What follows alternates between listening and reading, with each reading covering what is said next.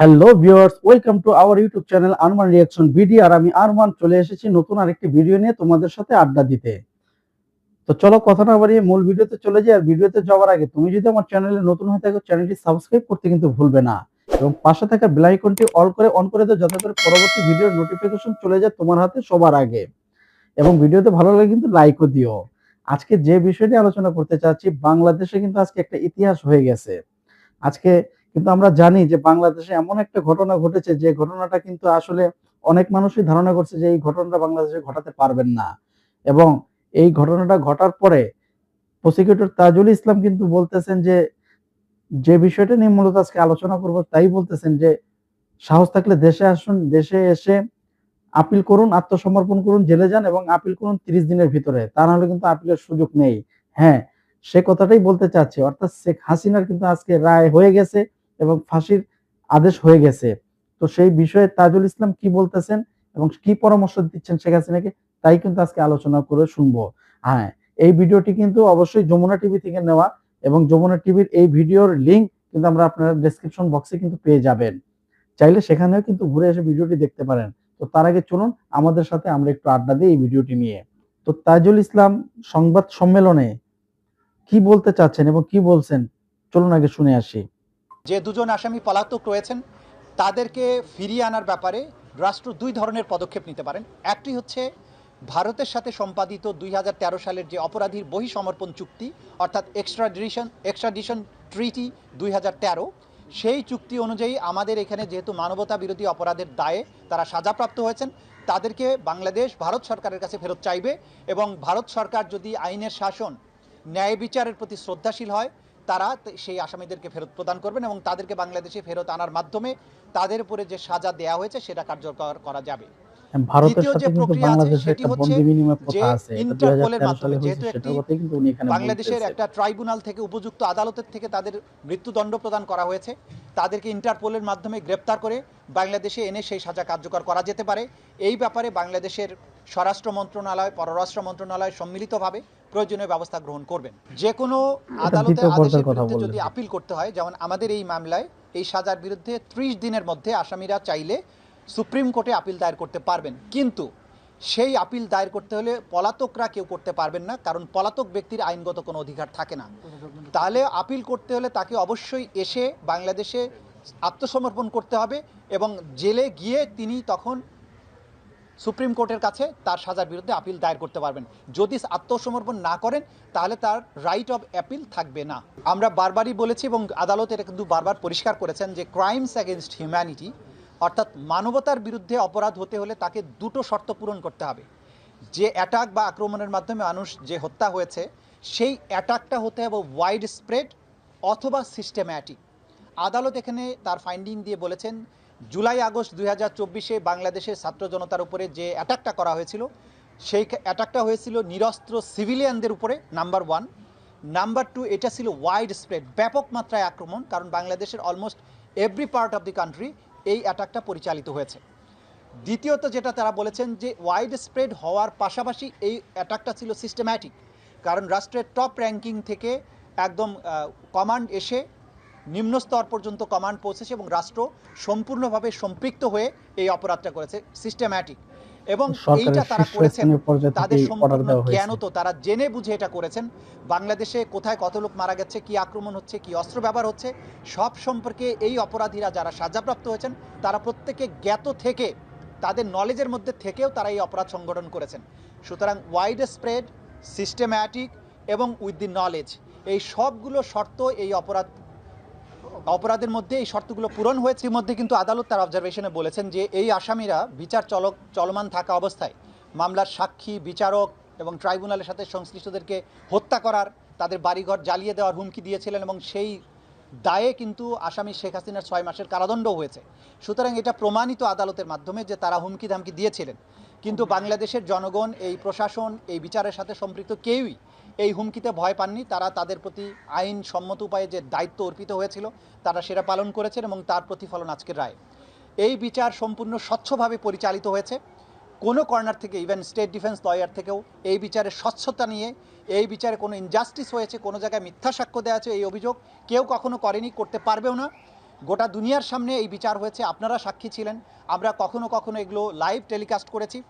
পৃথিবীর সবার কাছে আমাদের ওপেন চ্যালেঞ্জ, এই বিচার প্রক্রিয়া স্বচ্ছ ছিল, নিরপেক্ষ ছিল, প্রত্যেকেই আইন অনুযায়ী কাজ করেছেন এবং এইখানে যে কোয়ালিটির এভিডেন্স দাখিল করা হয়েছে, আমরা আবারও চ্যালেঞ্জ করছি, দুনিয়ার যে প্রান্তে খুশি সেখানে যান, যে কোনো আদালতে এভিডেন্স গিয়ে হাজির করেন, এই অপরাধীদের একই ধরনের শাস্তি হবে বলে আমরা বিশ্বাস করি। ডেফিনেটলি যে এই ক্রাইমস এগেনস্ট হিউম্যানিটিতে টপ কমান্ডারদের দায় যেখানে প্রমাণিত হয়েছে, সেটি পরবর্তীতে নিচের টায়ারের যে সমস্ত কমান্ডাররা আছেন বা ব্যক্তিরা যারা ক্রাইমস এগেনস্ট হিউম্যানিটির সাথে সম্পৃক্ত, তাদের অপরাধ প্রমাণের ক্ষেত্রে ডেফিনেটলি একটা জুডিশিয়াল ডিসিশন হিসেবে এই রায়টি কাজ করবে এবং সেটা যথা নিয়মে যতটুকু প্রয়োগযোগ্য হবে সেভাবেই প্রয়োগযোগ্য হবে। তবে প্রত্যেকটি মামলায় প্রত্যেকটা আসামির বিরুদ্ধে এভিডেন্সগুলো স্বতন্ত্রভাবেই দেয়া হবে এবং প্রত্যেক আসামিকে তার নির্দোষিতা প্রমাণের যথোপযুক্ত সুযোগ দেওয়া হবে।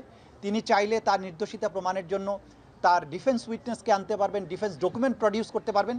এই রায় একটা নজির হিসাবে কাজ করবে। এটা এখন আজকে আমি আপনাদেরকে বলতে পারি, গত সারা রাত ধরে আমাদের সকল বিজ্ঞ প্রসিকিউটরগণের নাম্বারে বিদেশ থেকে অধিকাংশই ভারতীয় নাম্বার থেকে তাদেরকে টেলিফোনে কল করা হয়েছে, তাদের নানান ধরনের গালাগালি, অশ্লীল কথাবার্তা বলা হয়েছে, গালাগালি করা হয়েছে। এগুলোকে আমরা খুব একটা আমলে নেই না, কারণ একজন অপরাধী যখন বুঝতে পারে যে সে অপরাধ করেছে এবং তার সাজা অত্যাসন্ন, তো তখন সে তার এই জাতীয় আচরণ তার অপরাধ প্রবণতাকে নির্দেশ করে। এগুলোকে আমরা আমলে নিচ্ছে না। অপরাধীরা তাদের চরিত্রই প্রকাশ করছে, কিন্তু তাদের এই সমস্ত দম্ভ, হুমকি, বাংলাদেশের মানুষকে ন্যায় বিচার প্রাপ্তির জন্য তাদের যে আকাঙ্ক্ষা, ন্যায় বিচারের জন্য তাদের যে প্রচেষ্টা, এখান থেকে কোনো অবস্থায় এক চুলো হটাতে পারবে না। 30 দিন সময় আছে। আইন অনুযায়ী আজকের থেকে 30 দিনের মধ্যে তারা আপিল করতে পারবেন। অর্থাৎ আজকে থেকে 30 দিনের মধ্যে তারা যদি এসে আত্মসমর্পণ করেন, তাহলে তারা সুপ্রিম কোর্টে আপিল করতে পারবেন। সুপ্রিম কোর্টে আপিল দায়ের হলে আমাদের আইনে পরিষ্কারভাবে বলা আছে, সুপ্রিম কোর্ট সেই আবার আপিলটা পরবর্তী 60 দিনের মধ্যেই নিষ্পত্তি করবেন। সুতরাং সেটা আইনি বিধান। তারা যদি আইনের শাসনের প্রতি শ্রদ্ধাশীল হন, তারা যদি মনে তাদের সাহস থাকে যে তারা ইনোসেন্ট, তারা যদি বাংলাদেশের বিচার প্রক্রিয়া মোকাবেলা করার তাদের সৎসাহস থাকে, আমরা বলবো তারা আসুন বাংলাদেশে এসে এই রায়ে অনুযায়ী তার আত্মসমর্পণ করে তার রায়কে তিনি চ্যালেঞ্জ করেন সুপ্রিম কোর্টে। তার যদি যুক্তি দিয়ে, তার প্রমাণ দিয়ে তিনি নিজেকে নির্দোষ প্রমাণ করতে পারেন, আমাদের তো কোনো সমস্যা নেই। আইনের গতিতেই চলবে। তো দেখে নিলাম ভিডিওটি কিন্তু স্পষ্টভাবে প্রসিকিউটর তাজুল ইসলাম কিন্তু পুরোপুরি ব্যাখ্যা দিয়ে বোঝালেন যে আসলে বিচার কাজ এখন আর কি কি ধাপ বাকি আছে। তো সেই ধাপগুলো যদি ফুলফিল করতে হয়, অবশ্যই শেখ হাসিনা সরকারকে কিন্তু তার ঘটে যাওয়া কর্মকাণ্ডের জন্য যে রায় আজকে হলো, সেই রায়কে যদি মোকাবেলা করতে চায়, তাহলে অবশ্যই তাকে দেশে আসতে হবে এবং দেশে এসে আত্মসমর্পণ করে তারপরে সেখান থেকে সুপ্রিম কোর্টে আবার আপিল বিভাগে আপিল করতে হবে এবং এই আপিল বিভাগের আপিল আবার এটার বিচার প্রক্রিয়া দিন আবার 60 দিন, এটা আইনের প্রক্রিয়া, উনি স্পষ্টভাবেই বললেন। তাহলে এটা কিন্তু করতে হলে অবশ্যই শেখ হাসিনাকে দেশের মাটিতে পাড়া দিতে হবে, দেশে আসতে হবে, আত্মসমর্পণ করতে হবে। তো সেটা কি সে করবে? তো সেটা যদি সে করে, তাহলে তো তাকে দেশে আসতেই হবে এবং আসে আইনের মোকাবেলা করতে হবে। আর যদি সেটা সে না করে, তাহলে কিন্তু তার দেশে আসাটা বর্তমান মনে হয় একটা লম্বা সময়ের জন্য কিন্তু গ্যাপ পড়ে গেল, সে কিন্তু দেশে আসতে পারবে না। আপনারা কি মনে করেন? অবশ্যই কিন্তু এই বিষয়টাকে কমেন্টসে আপনারা কিন্তু যুক্ত হয়ে যাবেন এই বিষয়টা নিয়ে।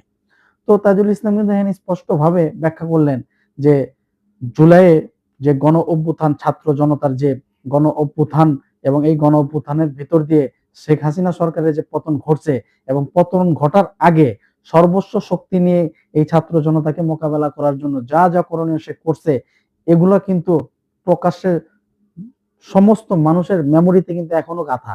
কারণ সেটা বেশি সময় হয়নি, বেশি দিন হয়নি। আমরা দেখছি যে দেশের কি পরিবেশ পরিস্থিতি তৈরি হয়েছে, অনেক আতঙ্কের ভিতর দিয়ে আমাদের দিনগুলো কাটছে, যে কি হতে যাচ্ছে দেশের ভিতরে, তাই না? তো এগুলো তো আমরা দেখছি। তো যাই হোক, তাজুল ইসলাম কিন্তু এখানে প্রসিকিউটর তাজুল ইসলাম স্যার কিন্তু এখানে স্পষ্টভাবে সুন্দরভাবে ব্যাখ্যা দিয়ে বুঝালেন যে তার আইনি প্রক্রিয়া আর কি কি আছে। আবার এই 30 দিন চলে গেলে কিন্তু সে আর এই সুযোগটাও পাবে না, আপিল করার সময় কিন্তু চলে যাবে। তাহলে কিন্তু এখানে কিন্তু খুব কঠিন একটা পরিস্থিতির দ্বারপ্রান্তে কিন্তু চলে গেছেন সাবেক এই দেশের শাসনকর্তা যিনি ছিলেন শেখ হাসিনা সরকার এবং শেখ হাসিনা নিজে।